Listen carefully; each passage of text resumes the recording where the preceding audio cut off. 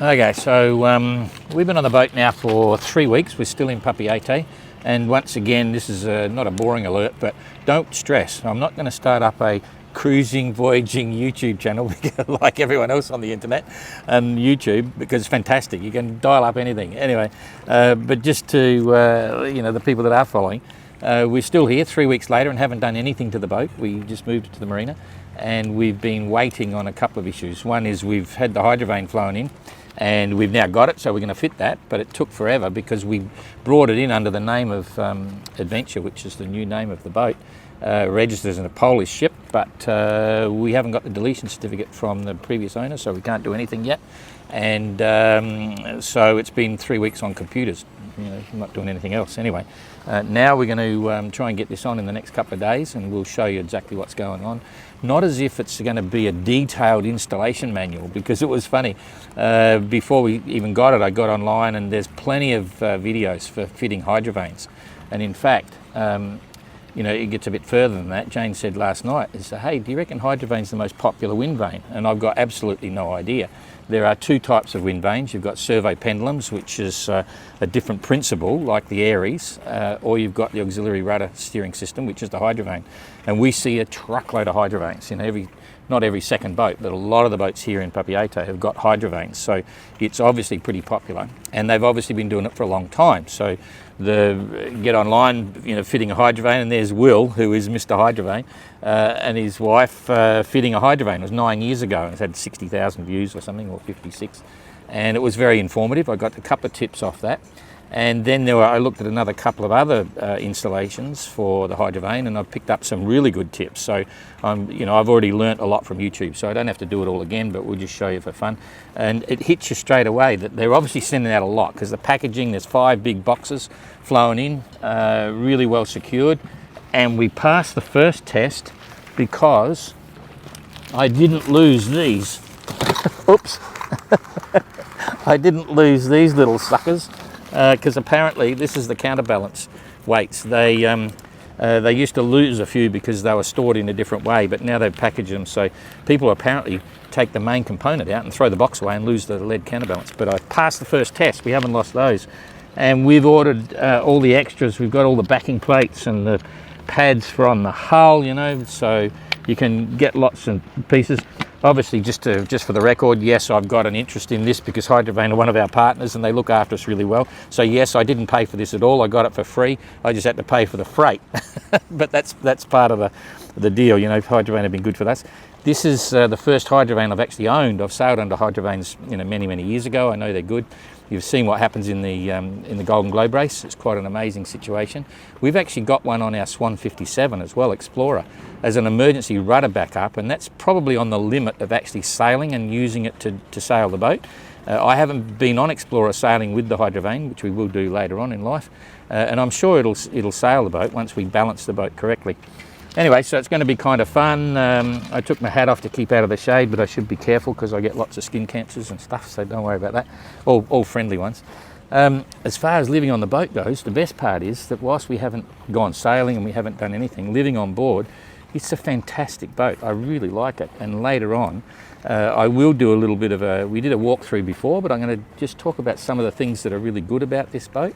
But it confirmed my theory because we've never owned one before, but I like the rig, I like the design, Finno are pretty cool, the engineering's good.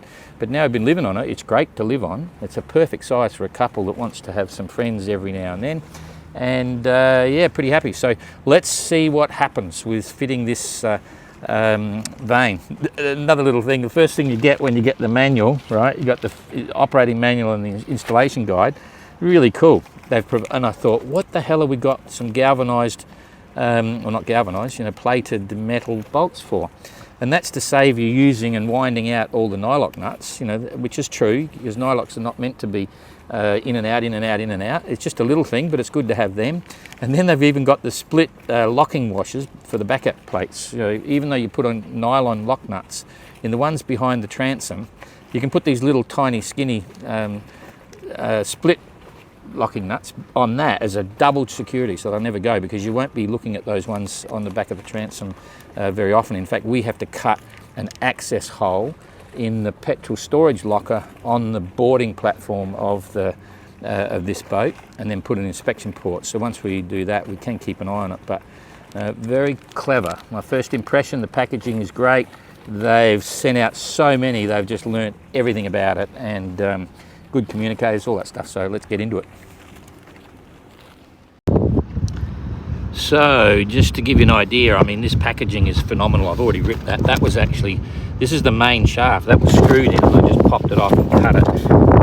And then the same at the other end. You can see that. That was screwed in as well. It's got the straps on it.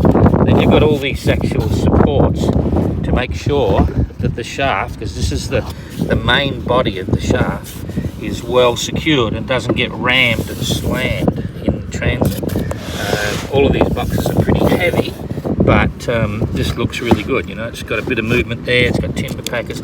This is the one thing that you've got to watch later on. But this is all arrived perfect. The boxes are actually good, and yeah, that's cool. This has got the rudder in it. This box has got the rudder, and this one here has got the main head and vane gear, and it's all once again screwed in really well. So not exactly a happy day open box scenario video like everyone else does, but all pretty cool. And down there you've got the main arms coming out of the system. So yeah, packaging, they've got it sussed.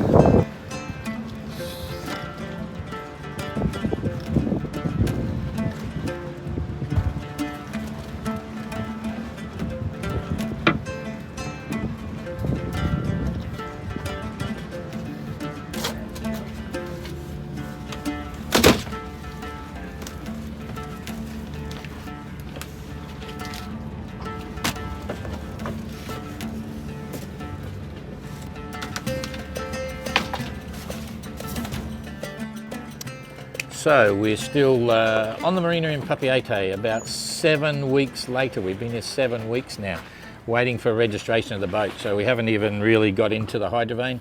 Our biggest challenge on this installation, which I'm about to start now, is the height of the targa. Now you can see where this red rope is. That's about the center of where the actual HYDROVANE is going to come down.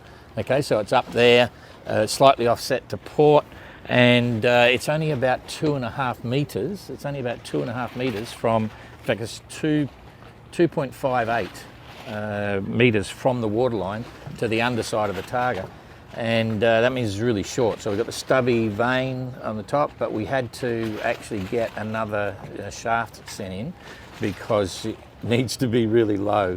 We never really had that measurement when we bought the boat. And Will and John, they sent us what looked about right from previous installations, but we're super low. So anyway, now we've got the super short shaft, and we're going to start putting it in. The challenge for this design, which is similar to a lot of Beneteaus, is that you got to get to the transom, and it's like a double hull because we've got a boarding, you know, like a duckboard here. So I've got to actually cut. Fortunately, this is actually a storage for your petrol, you know, for your outboards. So you can put two 10-litre containers of petrol in there. It actually drains to the water. It's got its own drain, and I'm about to cut a hole to put this inspection port in there so I can actually get to the back of the transom, and that'll give us the mount for the low central clamp on the actual main shaft of the HYDROVANE itself. So that meant we had to go and buy a jigsaw, and we had to try sourcing this even. It was a bit of fun, but anyway, it should now be pretty simple. And the process is, the reason we're still here is that it took nearly 6 weeks to get the deletion certificate from France, from the French registry, before we actually get to put it on the Polish registry. And that was because it was holidays in France. And if you know Europe and how France works, everything shuts down for a month in August, July and August. So we're through that now. We've got it. We've submitted our Polish registry, which was supposed to only take 24 to 48 hours. We've now been waiting 4 days, and there's no indication of when we're going to get it. And we are now running out of time. So that means we can't go to Suvarov Atoll. We can't even go to Tonga. We're going to have to go straight for Fiji and you know, then we've got to pull it out of the water and then head back to France. So this is the definition of cruising in paradise. You know, everyone thinks it's pretty straightforward. We've been working all the time down below, you know, running the MGR, the Mini Globe Race, and working on the Golden Globe Race, and even talking to people about the Ocean Globe Race. So it's not as if we've been wasting our time, but we would have much rather have been doing that on the road somewhere. But Papeete is a pretty cool place. So now let's see how long it takes to actually assemble and fit the HYDROVANE. I think it'll be, it's late in the day today. I'll cut this inspection port out today. Then I can access everything, and I'll get into it tomorrow. And I reckon it should only be a couple of days, so we should be right. We'll try and show you what's going on and the issues. But the first one is, if you've got a target, make sure you tell HYDROVANE the actual distance from the bottom of the target to the actual water line, and then you'll get the right central shaft. A lot of boats, we've had boats here all the time, there's a hell of a lot of HYDROVANEs here. It's without question the single most popular wind vane on all the boats here by a mile is HYDROVANEs. And it's interesting to see some of them. Some of the boats you can actually fit it so that the actual pivot for the wind vane head is above the target, so it's sticking right up in the air. But I didn't want to do that. That's all a bit too much for us. I'll be quite happy, you know, to keep it underneath that lot. We've got, that's pivoting solar panels up and under there. There's not a lot, it's 360 watts, but it's been enough. We don't plug into shore power here at all. It's enough to keep us going, but when we're underway, we'll have to wait and see what happens. So anyway, to the hunt with this thing.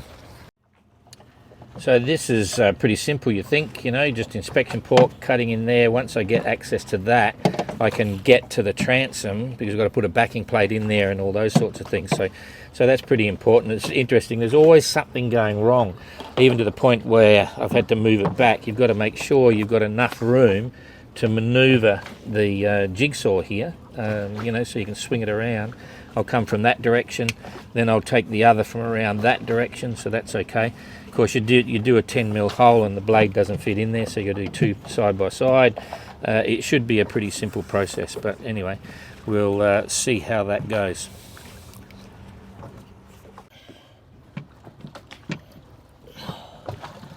This is really tricky, really quite tricky.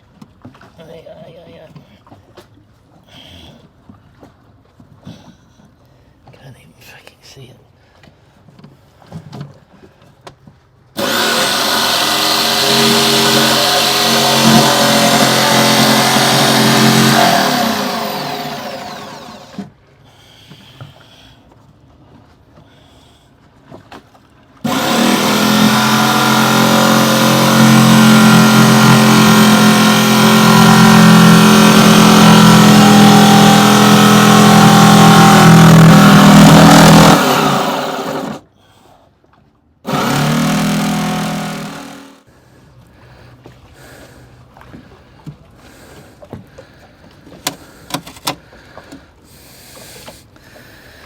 Okay, Beneteau built a pretty good boat, really.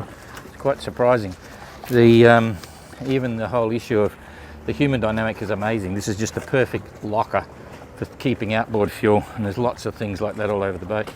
And that's pretty chunky for an inside moulding, you know. So anyway, now, will it fit? Will it fit?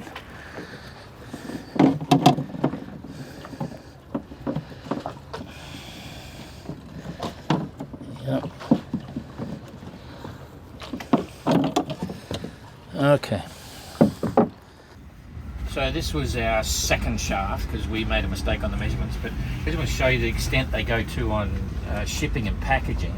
It's a cardboard box and it's quite heavy, but they've got lots of special stuff. Like you got your external strapping, you got tape, you cut the other tapes there, get rid of all that, you come down, and they've actually got, they actually manufacture the shipping boxes, so there's no way this can move, but it is important to check that, because sometimes they talk about some of them have been damaged in transport, but I find it hard to believe because the boxes are really good.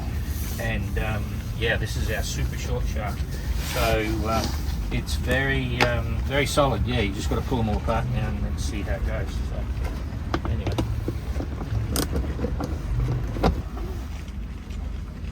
Holy shit. That's more than 10 centimeters. I think they didn't. Oh, anyway, we'll have a look at that. Ooh, that's secret business. So here's the difference on our shaft. This was the original one, and that's the shorter one. It's 23 centimeters shorter, and this is actually called them. I won't go into the actual ones, but they actually have standard sizes, and this is small -5, and you can actually go 5 centimeters smaller than this. But this looks perfect now. So a couple of little interesting things about the detail of what HYDROVANE do for when you're installing. If you look at this here, first of all, this actually slides on the shaft. It's really tight, okay? But every one of these castings where it's clamping the shaft is set up with an adjusting bolt here. So this is the actual mounting bolt to clamp it on the shaft. But you just take it out, and they've got another spot there, and you just screw it in, and so you can actually pry the casting apart. So that now if I just stick that on here and tighten it up a bit, you can see here it's opening it up a bit.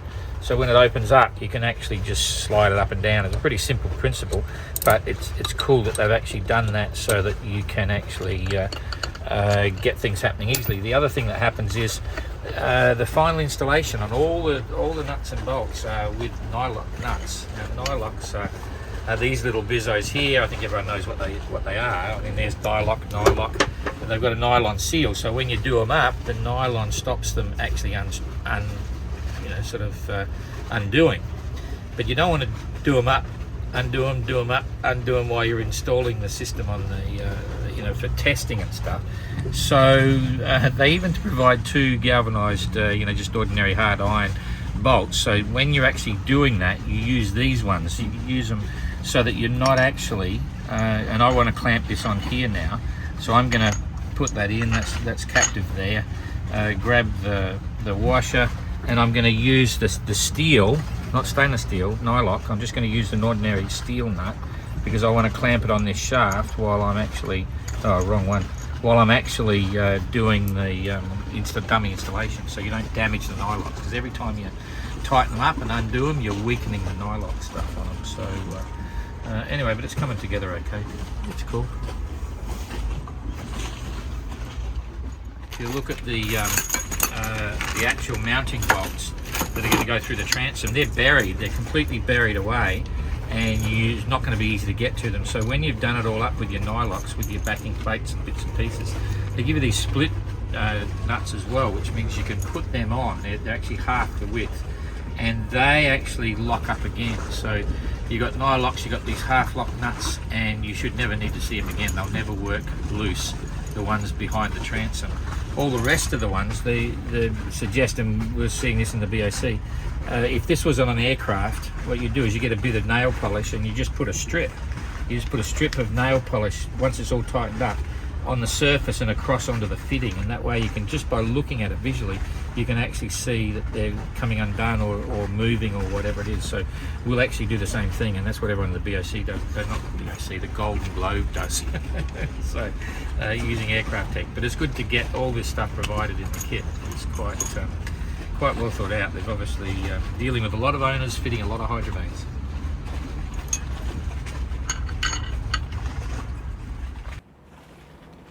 Okay, so backing plates, there's different opinions on how this should happen, but effectively you've got your fitting the H bracket on the bottom, which is going to go onto this synthetic pad onto the transom, and then behind that you're going to have an aluminium backing plate. This is standard accessory, so you buy these as an option, which is, why wouldn't you get it? And in my opinion, this is much better than teak, because teak's wood and something will happen to it in the end, but I like low maintenance stuff. So they come pre-drilled, pre-shaped, but what you're going to have to do is be really careful about how that sits on the actual fiberglass of the hull. If there's any curve there, you have to actually shape that to make sure it's going to fit perfectly, so when it's clamped in with the bolts, there's no unusual stresses on the bolts, or the bolts will eventually break. It's really critical that the mating happens perfectly. I've seen some installations on YouTube, some people, they'll actually put epoxy on this and epoxy it to the inside of the boat after they drill these holes. In other words, they put that in the position to mount the HYDROVANE, drill the holes through the transom, and then take them off, and then put this on, just put it on and with epoxy so it takes the shape and any imperfections of the glass, and then actually drill through the holes in the transom to drill this on there. But I reckon that's a bit counterproductive, so I don't think I'll stuff it up. I'm actually going to pre-drill these holes because there's good clearance on the H bracket, which is in fact that's not the H bracket, this is the big pad for the H bracket. There's plenty of room in the back for that, so I'm not going to move the position, but one of them where it goes onto the side of the transom is going to be pretty tight, so I can't pre-drill this until I decide the actual position of that side arm that goes out, because this may come up against the hull or something, so I got to make sure that goes in, because I might end up drilling the holes offset. So I'm not going to do that, and I'm going to drill it right here. So Jane's paranoid I'm going to drill into the table or whatever, but you know, part of the course. So anyway, highly recommend buying the accessory pads. You know, it makes life a lot easier, because so far it's all very simple. Anyway, that's it.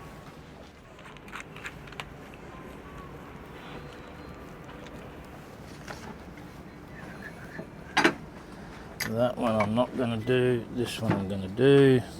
Actually, something I thought of, see this stuff here? This is a yoga mat that I've chopped up. I'm forever using yoga mats on the boat. When you get my age, you've got knobbly knees, you know. You can lay it down and use it to get your knees if you're sitting on the deck or whatever it is. Started from Tracker, my little Mini. I always had foam, you know, big thick pads folded over, because I was forever on my knees down below, you know, and it's just really handy to have foam all the time if you're working and, you know, sitting out. So that's cool. Anyway, we got that, we got that. Now, am I going to drill the table? I don't think so. I should pop center this, but I'm not going to, because it's just a clearance hole. Oh, maybe I will have to. This is Bodgy Brothers. Yep, I'm going to have to pop it, so I'll come back when I get a pop thing. Okay, never do this, folks. See, this is Bodgy Brothers. You should never do this. I'm going to use the base of a drill to pop it, because I can't find a pop punch here. So this should be enough to get it about right. Oh, look at that, perfect. Don't do this at home, kids. It stuffs up your drills. But anytime I'm going to drill through metal, I would use a smaller drill first, and then oh, look at that, perfect. Okay, but as I say, don't do that at home. You stuff up your drills.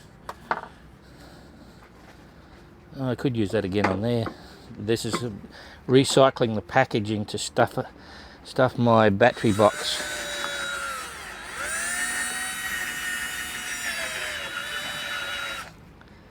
Okay, I might need some oil in there. You should use a drill press for this, but I don't have one. It's getting hot.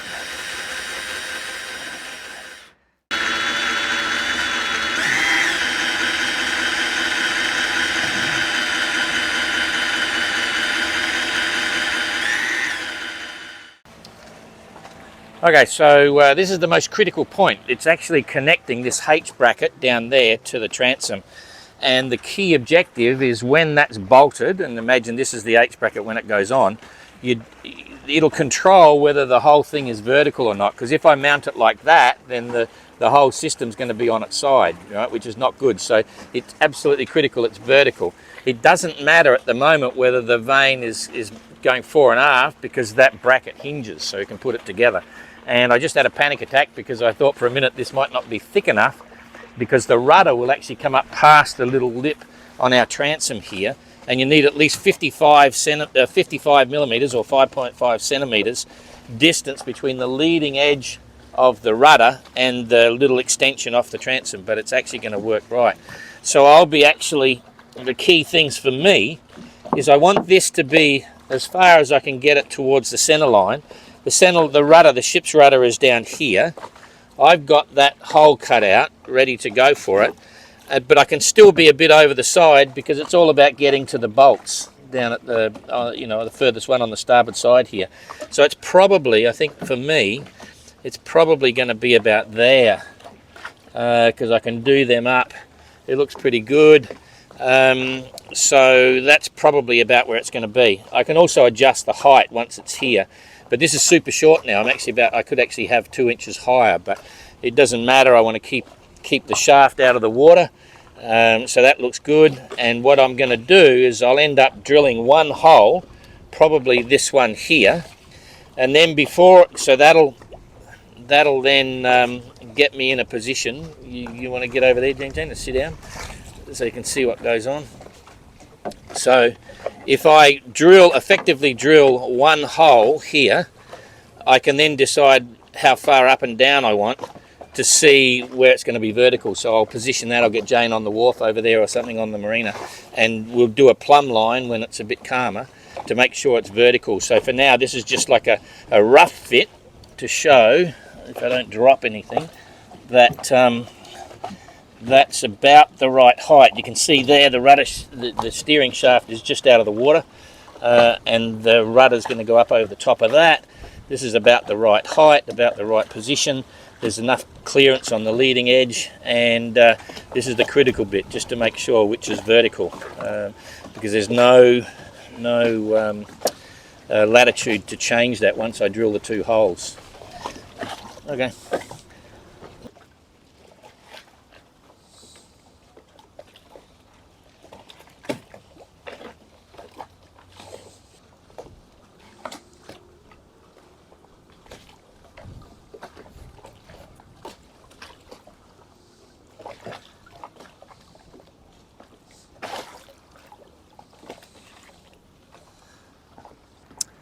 Okay, so it's funny, I've been a bit hung up on the idea of having the rudder post actually vertical, because it's important, because you can't adjust it once you've picked your vertical position of this rudder post. But when you think about it, there's no point in actually getting too uptight, because I mean, a yacht when it's sailing, certainly it's never horizontal or vertical, right? The waterline's never like this. The mast is up. As soon as you start sailing, the boat starts heeling, 20 degrees, and the rudder still works. So the idea then is, when you're doing this, is to get it as vertical as you think you can. If you're 1 or 2 degrees out, it doesn't really affect it, because that's going to change as the boat's heeling. But obviously you want to get it as vertical as you can. If you're on the hard, when you're mounting your hydrovane, you could use a spirit level, just a builder's spirit level, put it on the actual post and get it level, and then just drill your holes and bolt it in. The issue is this H bracket here. There's 2 bolt holes. So there's the H bracket and the packer there, and you've got 1 bolt hole there and another one there. Okay, so at the moment I've actually pre-positioned it so it's at the right height for me. Okay, I've clamped it into the bottom of the H bracket there. It's just above the waterline, but the waterline's going to run off at the bottom of the hull as we're sailing. And I've drilled 1 hole, just a clearance hole, and I've got 1 bolt in it, because I can now twist that. You can see I can twist it either way, and the key thing, because the second bolt's not in there, is the drilling of the second bolt hole. As soon as I do that, it's fixed. Okay, so I don't have a spirit level and the boat's moving. We've had to wait a few hours for the harbour to calm down a bit, and now it's pretty reasonable. The other thing you can do, if you've got a targa there, you can actually drop a plumb bob. So this red line here, the thin red line, could just hang into space. And obviously gravity is completely vertical. I couldn't do that because there's wind and it's blowing around. So, I've positioned it here, and how do I know that that's vertical? Because I actually used the mast there of that mega yacht way over there. It's about probably 250, maybe even a bit more than that, 200, 300 meters away. Those masts will be absolutely vertical. So we've got an inclinometer just by the companionway. It's very sensitive. It's got the usual one, but it's got one which goes from 0 to 10 degrees. So I can tell that usually we're about 1 degrees list to port, about 1 degree at the moment. So, and it just moves around. So I've actually moved this weight here until, doesn't matter where you are, you can actually line up those masts. Even when I'm here with one eye shut, this red line is exactly on that mast. And if I line it up with the doors on this catamaran here, on this lagoon, the door posts, everything is vertical. So I know this red line is vertical. Okay, so that's my datum point. And even when I'm here, just by myself, if I'm down here and about to mark this hole here, I can actually see just the distance from my eye there when it's about vertical. At the moment it's way over the side, so if I pull that over, I've got to come right over here, and that's about vertical right there. So it's a pretty good indication, I can actually see. So what I'm going to do now is just put that together. I'm going to put a bolt in there to make sure the backing pad and the the actual H bracket itself together, and then I'm going to put a pencil in there and just mark the hole, and then that's going to be good enough for me. And then I'm just going to take all this off and actually drill the hole. And once that's in there, then it's just a clearance hole. I've got enough room on the backing plate here to get to the bolts in there, and the same here, so that's okay. And I want this to be, as the center line of the boat is back actually the middle of this, so that's the center line. So I'm about 40 centimeters off the center line, which is fine. But if I want to squeak the distance on the flip-flop vane, the closer to the center line, the easier it is to stay away from the bottom of the targa. But as it turns out, I think when this all comes together, I'm going to be about, the vane should be about 7 centimeters from the bottom of that that targa, so it should be okay. And then I've just done a rough guide to see the arms are long enough. We have to move this bracket. This will spin around a bit because one of the arms will then come into this position underneath the nav light, and the other one will go behind me onto the side of the hull, which is pretty traditional because there's a lot of these Beneteau 423s, and a lot of them have already done this. So the issue had been the height, because I've got a very low targa, and so I've got a very small shaft, but it'll work out just fine, and it's very strong and so on. Once that's on, you'll see then you have some adjustment with the fittings. And the first one is that H bracket allows you, once you're in line with the mast, you know, so it's vertical there, the critical point then is, I'll put it down the other way, if you imagine this is the rudder in the water, like my hand is the rudder in the water, what you don't want to do, that's vertical straight down, you don't want to be kicked forward. If you're kicked forward and it's steering, it's going to be super sensitive and hunt. You either want to be straight down, like vertical, or a little bit aft, so that it desensitizes the rudder, it's not hunting and so on. But you can overcome some of that with the gearbox. You know, I call it the gearbox, but you've got a special position for 1, 2, 3 in the sensitivity of the HYDROVANE in the gearbox sort of thing, which allows you to adjust the amount of turn of the rudder from 15 degrees, 25 degrees, or up to 50 degrees, you know, on the actual rudder in the water. And you use that as well with your flip-flop vane to vary the sensitivity and the speed of reaction and so on, depending on boat speed, wind speed, all those sorts of issues. But that's another one. But for now, I could basically, Jane's here filming now, thank you, Jane. But I could, in fact, I've been doing this by myself. You know, I could just rope this up. You can vary the position with this rope, and here, you know, I just built the first hole in. That's just determining the height of the H bracket. It's not a big deal. That's determined by the waterline. Get that in, and now the critical one for vertical positioning is I'm going to side it up off this. I could do that by myself, just hold it across there, and then mark the hole, and then pull it all off again, and then just drill a hole, and then we're ready to start assembling later on. So it's all pretty simple, and so I don't drop anything in the water, I'm not going to worry about filming everything now. I'm going to pull it apart and measure it up and do all the bits. So you can film a bit if you want, Jane, but I will just get this happening here. So that one is in. Oh, I need the bolt. I haven't dropped anything yet, but I shouldn't even talk about that. They say put a tarpaulin under the boat, you know, don't drop anything, because it's you know, anyway, so far so good. I've dropped plenty of things on other boats, and every time you do it, it's all you're thinking about, don't drop anything, don't drop anything. And when you drop it and say, why did I do that? So anyway, that's together now, so that's okay. And then this sounds crazy. I'm going to get Jane to check this in a minute, but that looks about right there. So I'm gonna, okay, you're going to need to check me on this, Jane. So do you want to get down behind and line up the edge of this tube on the red rope here, over there? Just keep going back there. Squat down over the coaming. Squat down over the coaming. Have a look, see the red line, line it up with the mast over there, and line it up with the edge of the vane here. That looks about vertical there, don't you reckon? That's about vertical? Yep, okay, Chinese vertical, okay, no worries. I'm going to hold that there so it doesn't move, and I'm going to take that out of there. And then I'm going to put this through the lot there and mark the hole. That's called a bodgy job, but that's pretty cool. Yep. Okay, I'm going to check the diagonals on that as well. Okay, so let's see what happens when we drill the hole and start putting it together later on. Thank you. Okay, now I want you to grab hold of this and hold it really hard up against it. Okay, so it's Friday the 13th, by the way. We've been at it for a while. We got a cold as well, but we finally got our registration, and we're planning to leave in a few days. So HYDROVANE, interesting situation. You've got, with the mounting brackets, the H bracket, you'll see it's sort of a bit universal.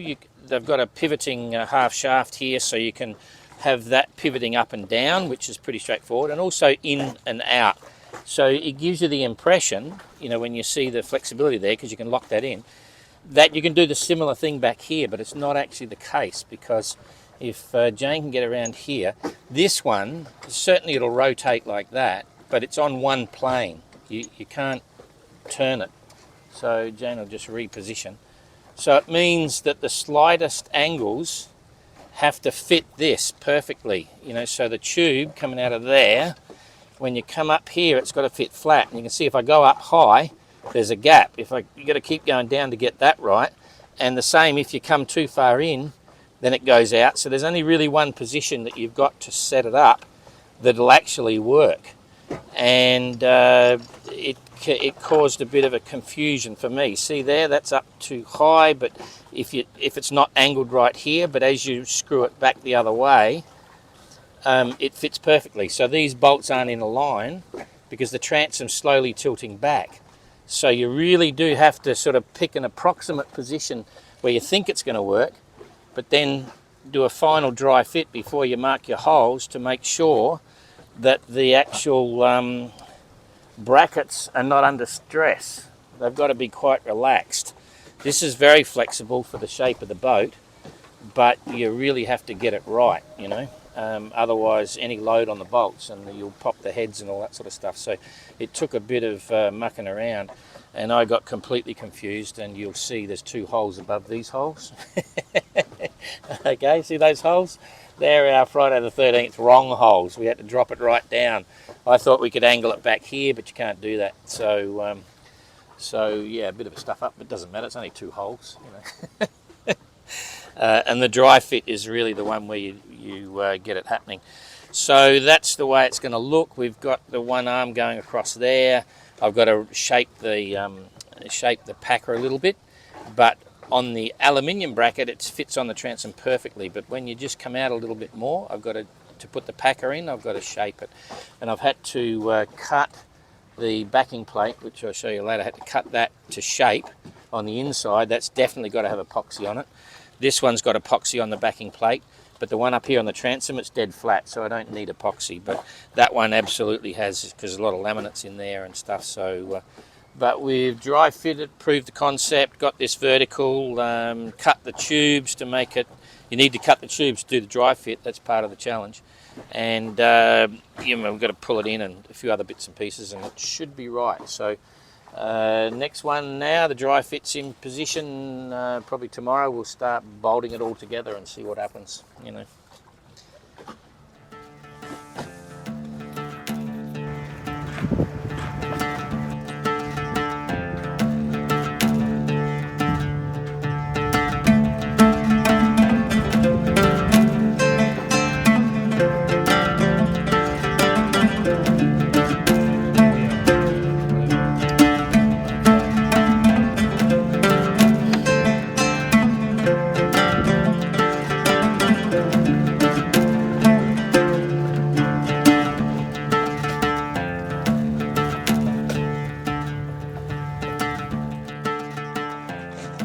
Okay, so we're officially one day behind now, because yesterday it just poured with rain all day, and where I had my inspection port down there, I think it leaked water into the back of the boat. Because anyway, it's a long story. We've got to get a bit of water out of there now. So a couple of things that you can see now.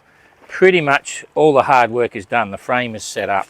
So we've got this landed here. We've had to cut this tube to get the right distances. Same over there. I've gone for right on the extremity to give me some standing space there and to put things in. This is as solid as a rock. It's completely vertical, okay, and I've checked it from the side, so it's not going to push the rudder forward of the center line. It'll actually be vertical a little bit back. So that's all pretty straightforward, but there was a couple of traps, a couple of things that I would strongly recommend. Well, not traps, but things that make life easier. You can imagine when you've got the bolt going through the foot of the tube, okay, then it goes through a packer about this big, then it goes through the deck, okay, or the hull, you know, the transom, wherever it's going, and you've got two holes, all right? So you imagine you're trying to align all these holes all the way down. By the time you get to the backing plate, and the bolts are pretty big, even if you drilled the holes in your backing plate, which is an aluminium plate, on the bench before you fit them, they probably won't fit because the bolts may not be perfectly horizontal. They might be kicked out a little bit or a little bit in. So it's a good idea to, when you do the two holes in the backing plate, I would do one hole here sort of thing, and where the other one is, I'd do two side by side and just file them off so that you've got a bit of like a latitude there to fit it on. Because at the end of the day, you end up putting Sikaflex on the foot of the mount. Then you put Sika again on the foot of on the back of the pad where it goes onto the transom. Then you've got to put epoxy filler on the inside of this. And while they're all wet and gooey, you've got to fit them together and put your nuts on. And it's like juggling, and it's, in the end, it's a lot easier if you just make one hole elongated so you can put one bolt on the backing plate and then just angle it across, and even if it's out a little bit, it'll just drop straight on. So that's something that can save you a lot of time. The other thing is here I fell for the trap. I think I explained it last time. I just assumed that you could actually put this mount wherever you want because you can angle the tube down, you know, to it. You can actually do that, but if you do, you've got to actually have this pad here horizontal. You can't have it vertical. So I drilled the holes there for a vertical position, and it just simply doesn't work. If I had to put the base of the pad out here horizontally, like level with the waterline, then you can angle it down and up and down and all the rest of it. But then you've got to be careful also that you can only sprit this so far. So the reality is we probably should have used the PVC pipe. They recommend using PVC pipe, chop it up, and it's very light and easy to manage, and you can dummy it up and so on. We didn't do any of that because I didn't want to go around and try and find some PVC pipe. I just used the existing tubes, had to make a few assumptions, and I got that wrong. So we got two holes in the transom that are wrong. Doesn't matter. That's all fine. The other interesting thing here was, you know, my bodgy job, call it what you like, but this pad was rocking when you put it on the transom because there's a curve there. It's rocking. So what you're supposed to do is actually shape the bottom of this packer. All right. So if you had an angle grinder, I could have shaped it. If you're doing timber, you do the same so that these are landing flat. And in the end, the price is here we don't have a grinder on board, and the price is here like astronomical to buy a grinder. So I thought I'd be really clever, and I bought a rasp, right? And I would just file it away. You know, the rasp is very simple and so on, but it was going to take too long. So in the end, all I did was I put a epoxy filler there, and I drilled the holes already, put the bolts in loose, and I've actually built an epoxy pad on there. So it's well and truly stuck on now, but it doesn't matter because the HYDROVANE will never come off. And then this is actually using the flexible filler. So I've got to tidy that up yet. You know, I took the bulk of it off with, you know, while it was still medium set, and then I'll sort that out later. And we haven't cleaned up all the Sika yet on this as well. So you know, just once again, there's two ways of doing it. You know, it's best to probably shape it, but here and now it was too much of a pain. So I just put a pad here, and on the inside, I had to cut the aluminium plate to fit the constraints in there, and then put lots of filler on that because that was very uneven on the back of that one as well. So lots of filler. But in the end, that's the biggest issue. You know, like effectively your HYDROVANE's mounted now. You got to make sure, you know, I mean, there's lots of little things in there. You got to make sure when you set this up, you've got enough to fit the whole lot on the top. You can't clamp too close to the bottom because it could grab the bearing. You know, that's always got to be free spinning. That'll be connected to the rudder, so that's where it takes off. And now all of a sudden it's going to turn into a HYDROVANE. The other good news is, and I shouldn't talk about it yet, but I haven't dropped anything yet. Jane's going, don't say that, don't say that. Oh, I dropped it. So we haven't dropped anything yet. So this actually just fits over the top of this one here, and it should be pretty right. Boom. Okay, so that's got to be set up, and that'll actually be, this will be the front here, because that's the gearbox setup, and that's the back. So we've got a few things to do now. We've got to clamp that on, then we've got to do another clamp here for the transition link onto this part here. Then put the cover plate back on.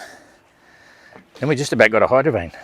Rudder on, wind vane on. Then we can see, ooh, jeepers. It's interesting, eh? I pushed it across as far as I can to the centre line. So we will soon know if it fits. Excuse me. I'm trying to think of anything else I can tell you. No, that's about it. We're pretty happy with the way it looks. The big thing, bless you, bless you. Yeah, it's not that hard. It's taken, if you had everything set up to go and you had an assistant all the time, you could probably do it in 2 big days. 2 big days you could do the whole thing, but we've probably taken 3 because we've been, bless you, because we've been working around a few things. I think that's it. I keep thinking, what else do I need to tell you? It's pretty basic. It's just bolting a few things together. So anyway, more later on. Thanks. See you later. Good boom.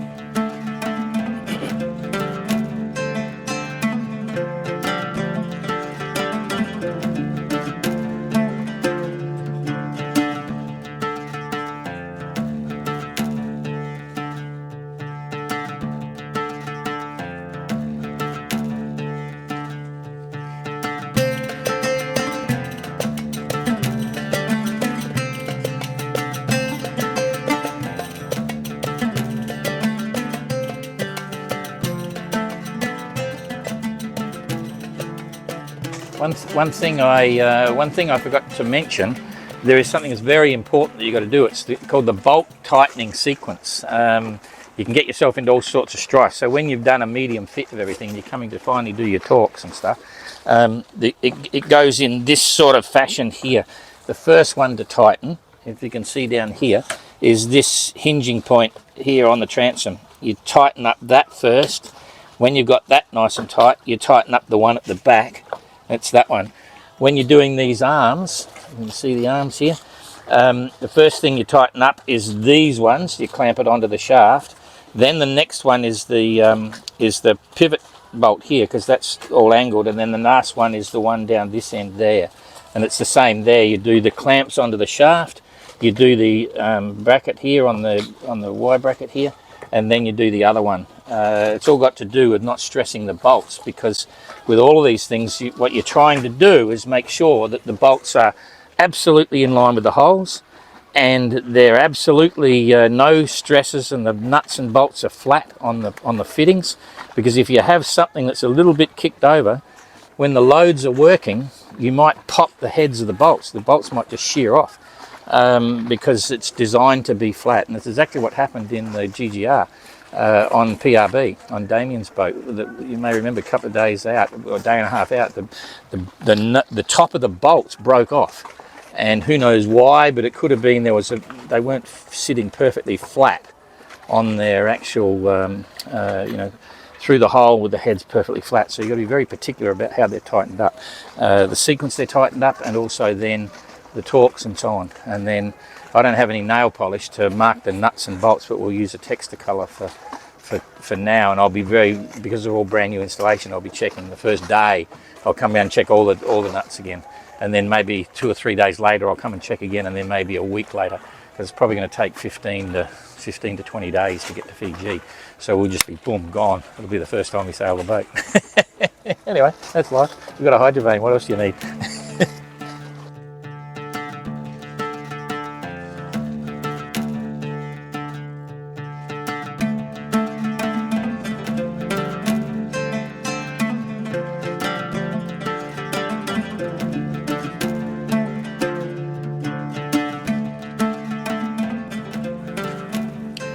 I don't know whether I want to do this. Look what I got. This is the wind vane frame. Okay, so this will be covered off with the material, the red material, and that's the flip-flop action to make it happen. And this is the big drama up here, right? But it looks okay. So this is what you call the telling moment. Let's just see what happens here. All of a sudden you realize how far off center we are as well. Okay, well that's a good start, but we won't be sailing in this direction. That's actually looking pretty good. I can tell already. Okay, so this is our course controlling knob here. Course controlling knob. This is a couple of things here. I'll explain a few brief things. This is the leading edge of the vane. Okay, I haven't clamped the lead counterbalance on that yet, but when that's on there, you always have lead is leading edge. So the lead is at the front, so that's where the wind's going to hit it first and go back that way. So if we were steering now to windward, you know, so over here, or even, you know, wind forward of the beam, it's going to be coming this way. But you can see the life raft here, it's going to cause all sorts of turbulence. I don't know whether you can see that. Can you see that, Jenkins? Yeah, you've got wide angle. So it's going to cause all sorts of air turbulence here, and the vane itself is going to find it hard to hunt and hold a constant course. So we just accept that fact on the basis that, you know, every boat's a compromise in some way. So if you look at this, that'll never work because the bloody thing, you're right. It's going to be some challenges there, but what, you know, it'll be okay. It'll be okay. We'll work something out if we have to sail that way for a long time.